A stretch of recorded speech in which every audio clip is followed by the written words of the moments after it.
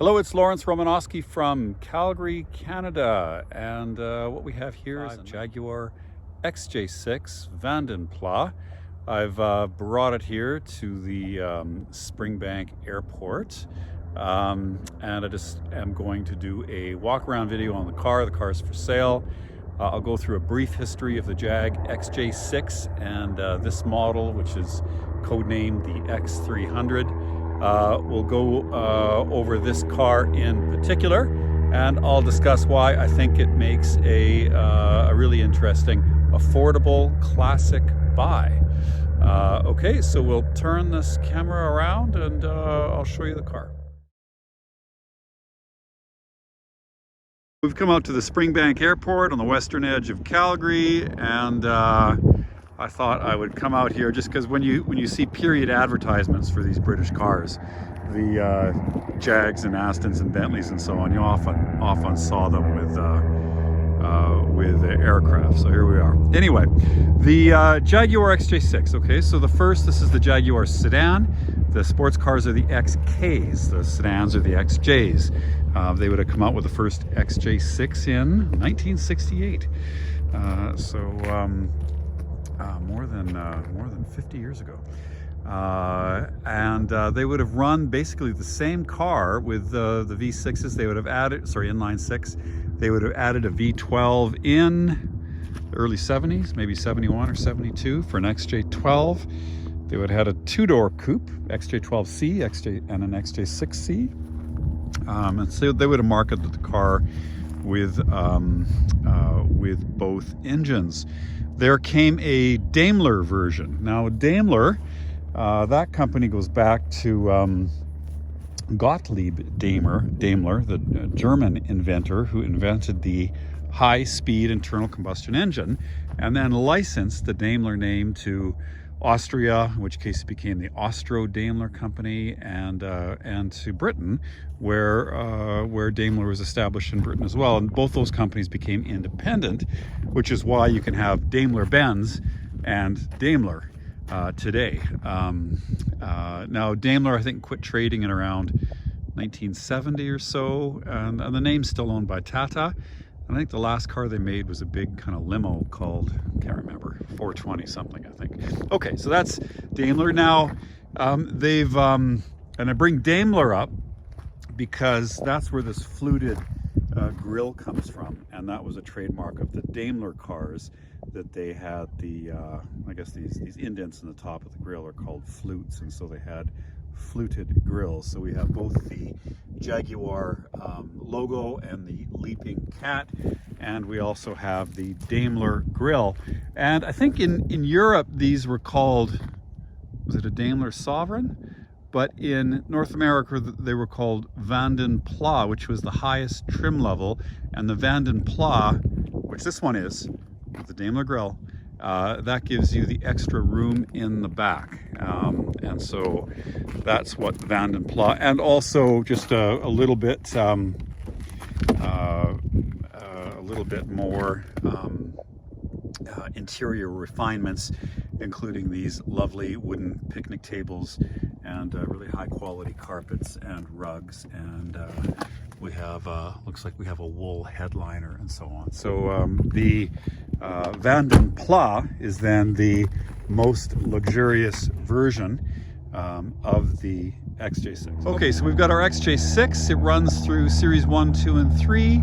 Goes from 68 to, I'm going to say 88 or 89. And then there's a new Jaguar. This is called an XJ40. It has a new family of engines. There's a AJ6 engine, and the XJ40 then continues from around 1990 to 1993. This car here, which they call the X300, is then a refinement of the XJ40, which then keeps the same floor pan and basic architecture, but has some styling changes. Also importantly, the Jaguar sold to Ford in 1990, and so this car was an adaptation of of the existing XJ40. So it's all Jaguar parts in this, or the major ones anyway, but built under Ford ownership with Ford quality control. So where this fits into the whole lineage of the Jaguar XJ6 is it is the last all Jaguar. It's also the last Jaguar sedan with or a full-size sedan anyway, with a 6-cylinder engine, because the replacement for this had the new 8-cylinder engine, and then it became, you know, designed under Ford. It was built under Ford with this car, but the next model was designed by Ford. Okay, so this is, you could argue that this is the last, you know, sort of true Jaguar built, you know, with the Jaguar management in the UK. It did benefit though from a bunch of Ford money in the areas of production efficiency, quality control, and so forth. And there are some Ford electrical bits in here that you can't really see. Okay, so that's what a Jag XJ6 is. The long wheelbase in North America was called the Vanden Plas, which also gave you a higher level of trim, and it gave you this fluted radiator that is from Daimler. Okay, so does that make sense? They would have come out with this car in 1995. Yeah, it would have come out in late 1994 as a 95 model year, and then run in the 95 model year, and the 96 model year, and then, which this is, it's a 96, and then I think they came out with the 8-cylinder engine for 97 or 98. Okay, all right, so that's all about the Jaguar XJ6. Now let's talk about, you know, let's just talk about like as an ownership proposition.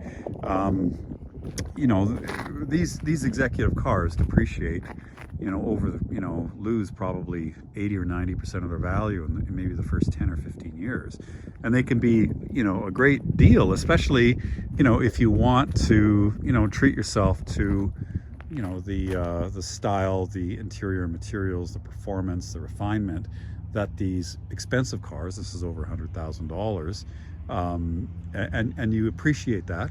But your budget might not allow you to spend $125,000 on a car right now.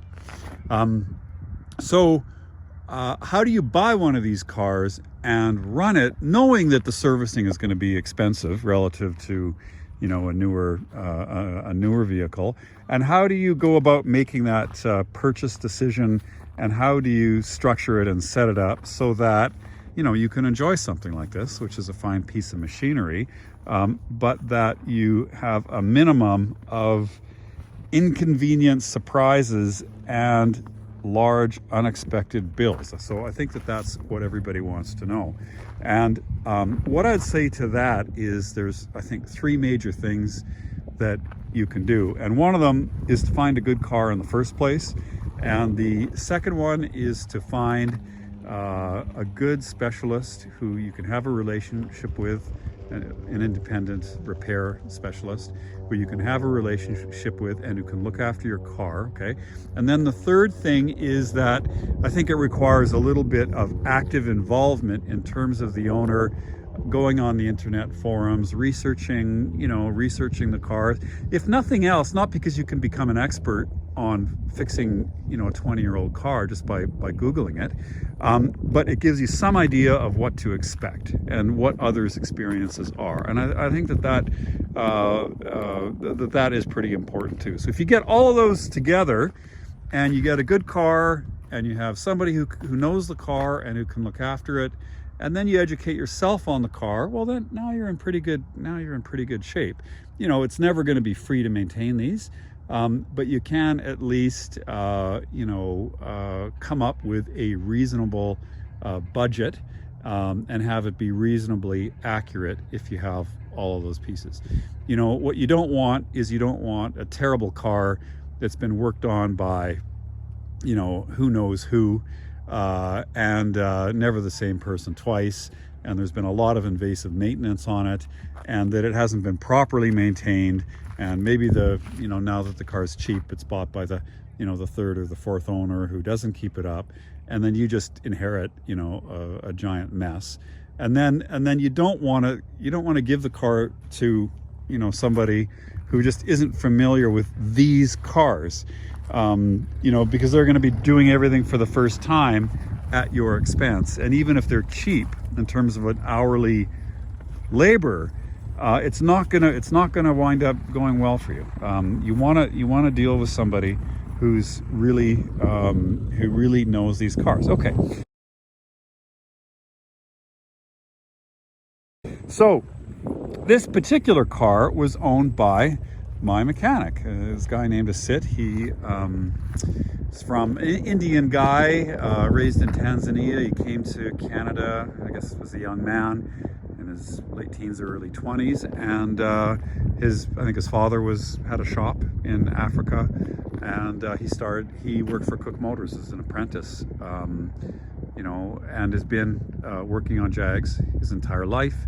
He's now 70, and he's run XJ Automotive for probably 30 years and specializes in Jags and calls his business XJ Automotive. And he has a couple of Jag XJs that he bought from clients, and he's the guy who's looked after this car for the clients, and also now owning the car personally.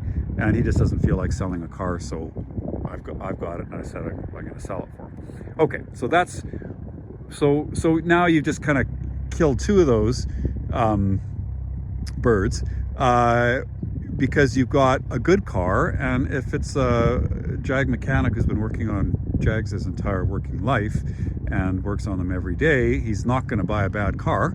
And then because it's owned by a Jag mechanic, he's going to fix things when they go wrong properly.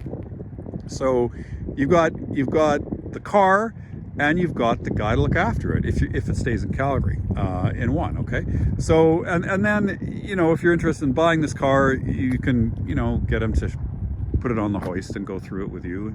He's an honest, decent guy, business owner, and go through it. So that makes a whole lot of difference, in my opinion anyway, about that leap then to get one of these older executive cars, having some confidence that the minute you buy it, you're not going to get stuck with unexpected massive bills. Okay, so that's what I can say about it. It's a great example. It's got 170,000 kilometers, so it's a driver. It's not a cream puff. But I've been driving it for a couple of days, and highway speeds and so on, and lower speeds, and drives really nice. It's not perfect. It's got there's a few scrapes and things which I'll go through next, but it's a altogether completely decent car that's still lovely to drive. Okay, so let's end that about why this particular XJ6 is could very well make sense for you, and I'll do a walk around of the car. We've got mostly original paint. It has been in an accident. I don't know the severity of it.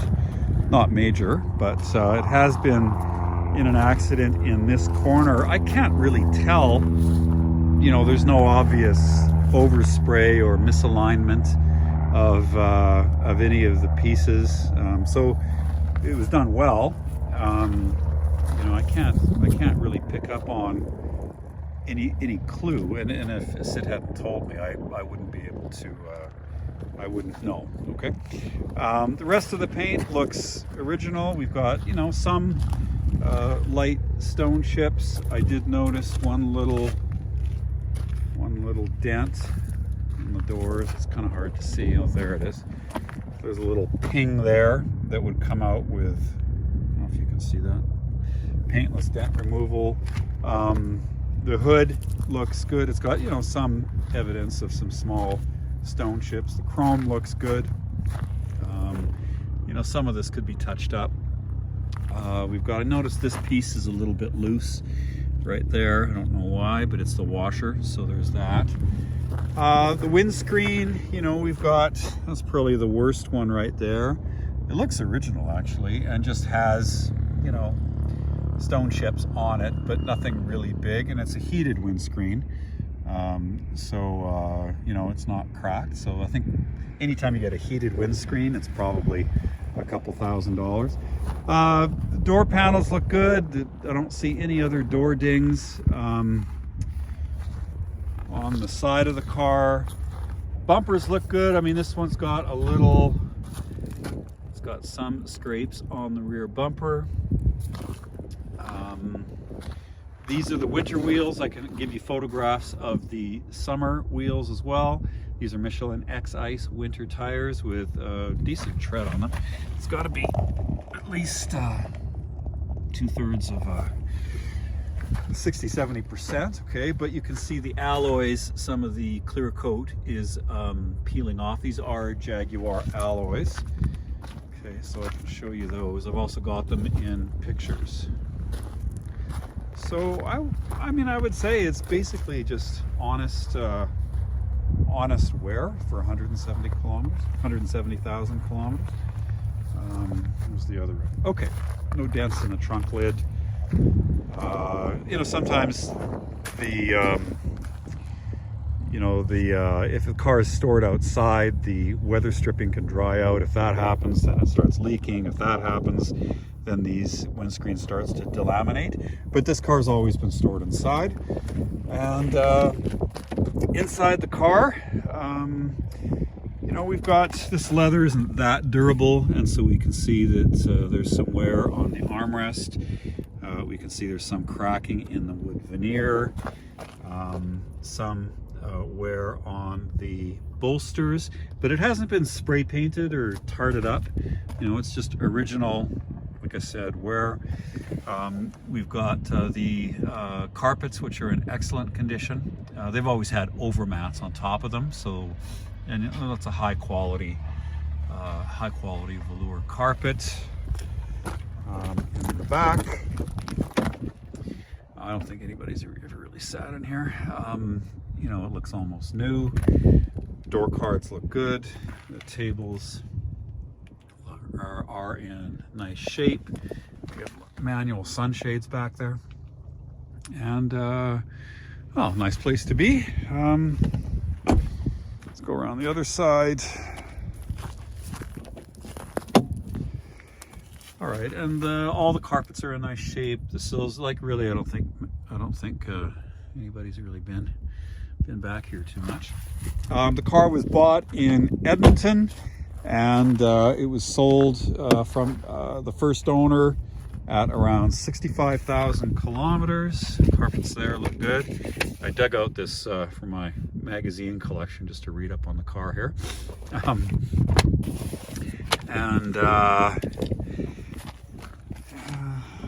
Passenger seat, again, it's really not much wear at all except on the driver's seat and the driver's door handle. Dash looks good, it's not cracked. Center console looks good. It's got a little bit of cracking in there, but not too bad. So in around 2017, Sid bought the car, and it's just been driven in the summer for him. And he's only put about 10,000 kilometers on it. Okay, so it was serviced last a year ago, so it's probably due for an oil change. If you're serious about the car, you can go through it with a sit, and like I said, you can go through all the put it on the hoist and you can have a look at it and so on. But it's a decent example at a good price, a good car, and it's also a good introduction into somebody who can look after it for you, and who really understands the car as well, who's worked with Jag his entire life. So I'll finish it up with a driving video, and then you know, if you're interested in the car, you can contact me and I can set something up. Okay, thank you very much. Lromanosky from Calgary, Canada. Okay, well, let's take this 1996 Jaguar XJ6 Van Pla out for a drive. Starts up nice. We can see all the warning lights extinguished properly, so there's no fault codes that are stored. We see the mileage at 171,600 kilometers, so just 106 or 7,000 miles. We have the climate control works. Got it at 22 degrees Celsius. The clock works. The stereo works. It's the Harman Kardon stereo upgrade. Got my Jaguar J gate here, where you can manually select the gears. Probably nobody has ever done that. And we have the normal and sport modes for the transmission. We have heated seats here, and this is all, I believe this is all Ford sourced switch gear, which isn't a bad thing. The engine's very quiet, idles smooth, and the temperatures all the gauges show the appropriate pressures and temperatures, etc. We've got our interior lighting, and well, it's a beautiful car. Probably nicer even in the back. So in drive, we're at the Springbank Airport here, and we'll drive just back to Calgary. So we've got this XJ-16 engine. This is an adaptation of the XJ6 engine that was in the Jaguar XJ40. And this car is a development of the XJ40. It's more than just a restyle, but it does share the platform and major mechanical components. The XJ40 came out in, I think, 89 or 1990 and replaced the XJ6, which had been introduced in 1968. Okay, so that was an exceptionally long production run for that car. This car then had a tweaked version of the XJ6 engine.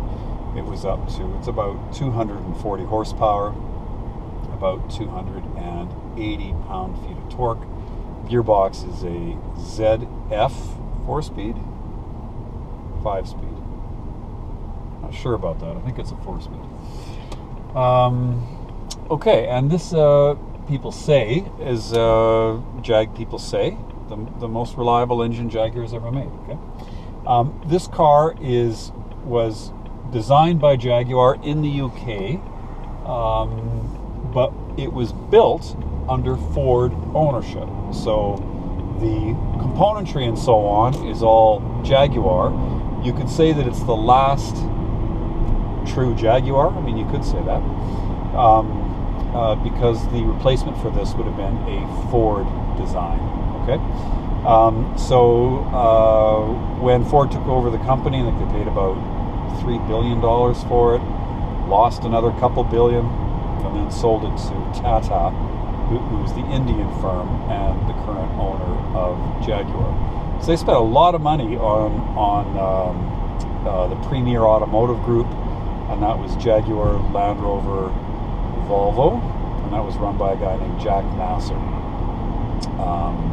in the 90s. So they spent an awful lot of money and didn't get it back when they sold it. All right, but when they first came in, all attention was on quality control, on the production process, sourcing the bits from the suppliers, etc. And they moved the Ford people into Jaguar then to look after, those items. Again, quality control. That was, of course, the big thing that they wanted to change. And the XJ40 wasn't, not too many people think that was a particularly reliable car.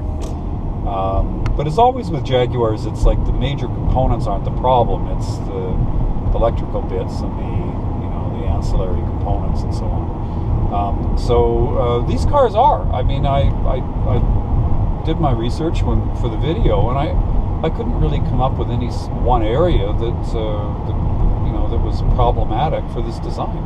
It probably, you could say, is one of the most reliable Jaguars. Okay, and it's depreciated to. I mean, it was fully depreciated probably 10 years ago, and so now the value of the car is in the condition, and you know, and the service history and how it was looked after. Okay, and the value of the car then becomes, you know, has everything to do with the likelihood that the next owner will inherit a bunch of costly problems. So this particular car is owned by my mechanic, the guy who works on all of my British cars, and we just did a restoration of a Series 3 E-Type. So I guess I kick down here and get on the Trans-Canada Highway. And he's been working on Jaguars for 50 years. Okay, it's his personal car. He bought it from a client. You know, if you're a Jag mechanic and you've worked on them all your life, and it comes time to buy your own Jaguar, I think it's a fairly fairly easy to see that he'd want to buy a good car, and he did. Okay, so this car drives straight. It goes straight down the highway. It doesn't pull to one side or the other. There's no vibrations. The gearbox works well. All of the electrical components work, from what I can see. I haven't tried them all, but and we have no warning lights, no fault codes that are stored, and it's very refined, quiet car.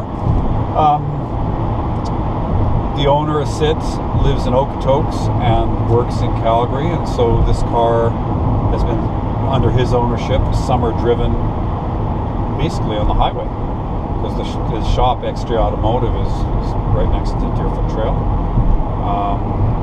And so he just gets on that, gets on the number 2 south, and gets to Okotoks. So, you know, the car under him has had a pretty easy life. And then we've got service records, you know, a good chunk of the history of this car, and it looks like it's always been taken care of. It's always been garaged, and it's always been well maintained. There's no obvious problems with the car.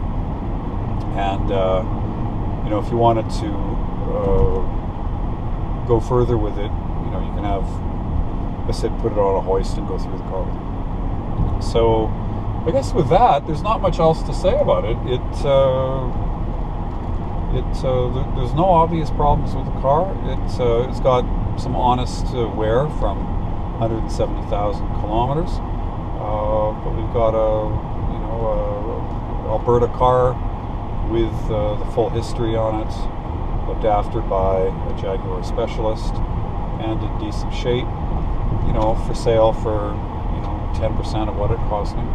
So, you know, I think as an affordable classic and an ownership proposition, one, getting the car, two, getting somebody to look after the car who knows it, I think you know, you get a lot for your money, and you get to experience, you know, the leather and wood and style and refinement and ride quality and so on in a high-end luxury car for 10% on the dollar. And I think, you know, reasonable maintenance costs, not free, but reasonable, and, you know, with the help of a specialist who knows the car, quantifiable. So, and what I've seen in a lot of these cars as they get older, and the one sort of commonality in my experience is that if they are, you know, if they spent their first 100 or 150 or 200,000 kilometers being a good car, in all likelihood they will continue to be a good car. Conversely, if the thing was in and out of the shop with, you know, any number of techs working on it, and it gave problems, some of them caused by the car, some of them caused by the invasive maintenance.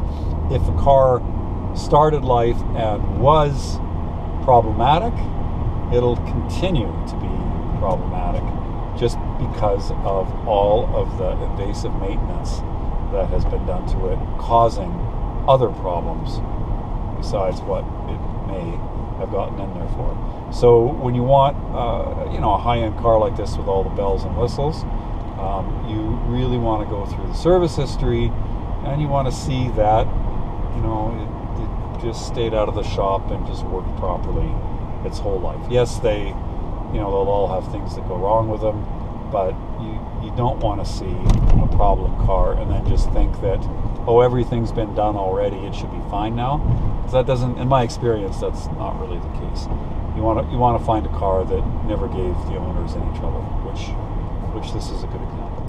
You know, you really see, this is a bit of a construction zone here, and you know, the road's not very nice and broken up pavement and so on, and you really see what the original road tests mention, which is the ride quality. Because if you were in a BMW or a Mercedes, it would be a lot less, there'd be a lot, the suspension in those is a lot harsher than the Jag. So even though you can get like a really bad road like this is, with some sharp bump sand, you know, the ride quality even at 170,000 kilometers is excellent. So I think that's what the Jag really offers, is it's a cosseting ride, and it's a comfortable, quiet car. It's all the controls are light to the touch. I have a 126 Mercedes from 1989, so not that, it's an older car, but not that much older. And they would have been, I guess the Mercedes would have had a 140 body at this time, but they're the same type of car. And I know that, you know, driving my Mercedes, you know, it would be a lot harsher over the bumps than the Jaguar. And this is just a lot softer, you know, with softer seats, softer ride, lighter controls. It's really kind of like fingertip. It's not a sports car, but as a luxury car that makes you feel good and that is comfortable and refined, this is a better car. Low, you know, better suspension, less road noise, less wind noise, more luxury, I would say. Anyway, it's a nice machine. We have a heated front windshield too. The German cars don't really give you that. It's just the Jaguar and the Range Rovers where you got these thin lines in the windscreen. It doesn't help when you break a windshield and it's $2,000 or whatever it is. But it's sure nice in the mornings to defrost your windscreen. Not have to rely on the blower motor, and not have to have the blower motor turned up to like 10. You know, where that noise is pretty intrusive. It's just a lot easier to heat the front windscreen. Sound system is the Harman Kardon, which was an upgrade, and sound quality is good too. That was the era where Lexus came out with their Mark Levinson sound system in the LX 400, and then all the other luxury manufacturers had to scramble to come up with their own version of a high-end sound system. Sound systems weren't really a thing until 1990 with the LS 400. So this one has the Harman Kardon. Okay, so with that, thank you very much, Lawrence Romanosky from Calgary, Canada, in a 1996 Jaguar XJ6 Bandit Block.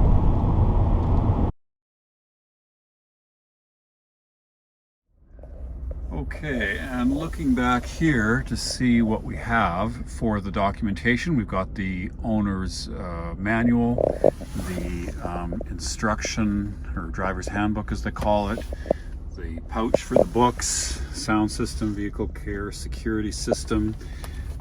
We've got the original warranty information. It shows it was bought at Jaguar Calgary in December of '95. It went to a fellow named Jim Stanford. I did Google his name. He's the past chairman of Petro-Canada, so executive owned vehicle.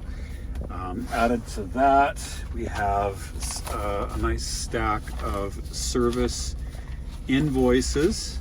We do have some stamps. dealer stamps in this book, although they weren't really religious about doing that. But it goes from 97 to 01. So piecing it together, it looks like Mr. Stanford owned the car until 01. I've got some other service invoices which pick up in 03 and go to, I think, 2012.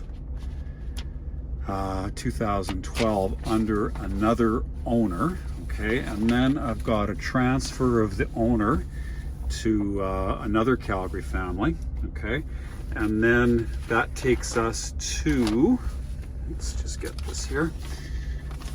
That puts us to 2013 and XJ Auto Service, where the car was serviced and then sold to the owner of XJ Auto Service in around 2017. So so the first owner was the executive. It went through two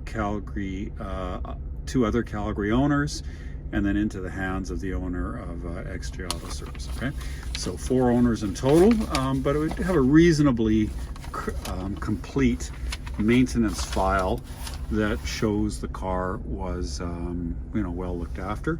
The stuff done since XJ has owned the car is probably not documented, because I'm sure Asit just did his own work on the car, so he can go through that personally, but then you get to talk to the guy who actually did the work. Okay, so that is the maintenance on the car, and then we have a full complement of keys. There must be like 10 keys that come with this car, and that's included too.